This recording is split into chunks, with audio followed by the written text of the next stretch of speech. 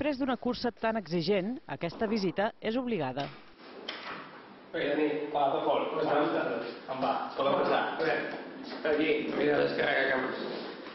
Ell és en Dani, el fisioterapeuta d'en Tòfol. Segueix de ben a prop l'evolució del Solleric. En pocs mesos ha patit una lesió al turmell i una a l'adductor. Per això, quan va anar a la Salomon Ford Trails, no les tenia totes. La prova de foc va ser el primer dia, 33 quilòmetres. Vaig sortir amb un pot de por, però bueno, vaig veure que me posava primer, anant en el meu ritme, i després ja va ser oblidar-me un poc de lo que seria la lesió, i com que la cosa anava bé, ja vaig pensar en el segon dia, i després en el tercer, i després ja penses en guanyar, saps? No, però no hi anava a guanyar. Van ser 4 dies, l'etapa més curta de 33 quilòmetres, la més llarga de 47. En total més de 160 quilòmetres i 10.000 de desnivell acumulat. Jo no estic agrat a fer proves de 160 quilòmetres.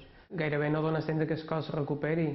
I a més, les 3 primeres etapes les vaig fer amb un ritme bastant fort, per davall del rècord del que havíem fet els altres anys, no?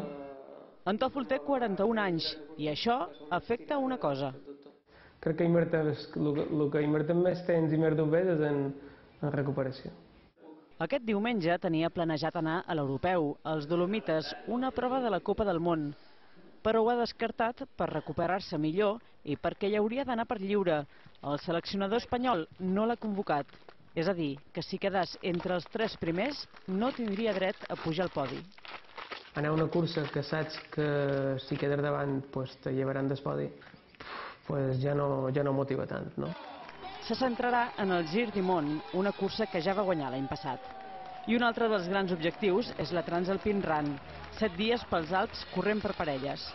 Però el més immediat per en Tòfol és recuperar-se. El deixam amb aquesta sessió.